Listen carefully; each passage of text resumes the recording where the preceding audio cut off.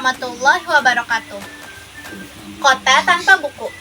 Pernahkah kau ke toko buku, perpustakaan, atau taman bacaan? Tidakkah kau merasa istimewa ketika berada di dalamnya?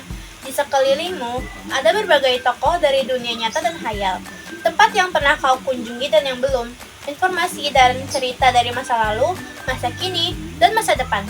Semua berpadu, semua berada dalam genggamanmu. Saat berada di antara buku, tidakkah kau merasa menjadi raja dan ratu? Ruang dan waktu seolah menyatu tanpa batas. Kau bisa terbang, melintasi sekat negara, dan melewati berbagai zaman. Kau bisa menyelam di dalam samudera, melayang di angkasa, bercanda dengan aneka satwa, dan berkelana di tengah padatnya kota, juga di rimba raya. Kau tahu, buku adalah jendela dunia, kunci pengetahuan, dan pintu wawasan. Muhammad Hatta sang proklamator berkata, "Aku rela dipenjara asalkan bersama buku, karena dengan buku aku bebas." Melalui buku, manusia terbebas dari ketidaktahuan.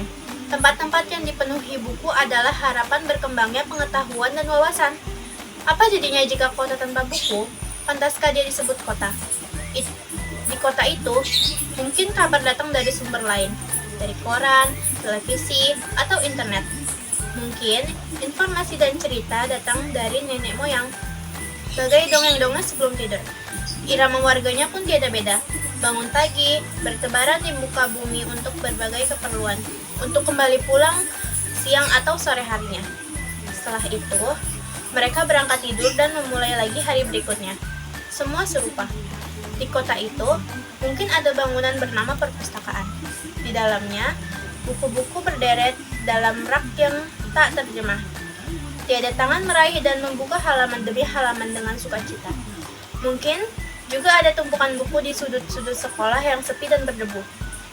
Jarang dikunjungi, jarang dibaca. Buku-buku di sana teronggok tanpa nyawa. Bagaimana dengan kotamu?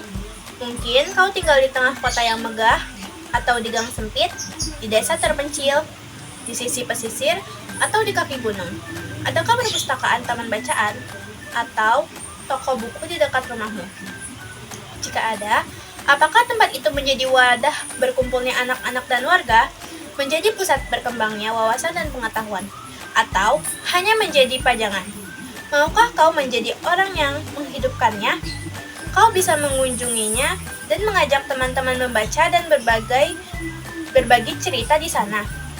Jadikan tempat itu sumber kegembiraan dan pengetahuan. Jika tempat itu belum ada, maukah kau menjadi orang yang mulai menghadirkannya? Kau bisa memulainya dari sebuah sudut di teras rumahmu. Ajak teman-temanmu memulai langkah baru. Jangan biarkan waktu berlalu tanpa buku. Siapapun dirimu, bersahabatlah dengan buku. Dia akan menjadi teman setiamu sepanjang waktu. Sekian dari saya. Wassalamualaikum warahmatullahi wabarakatuh.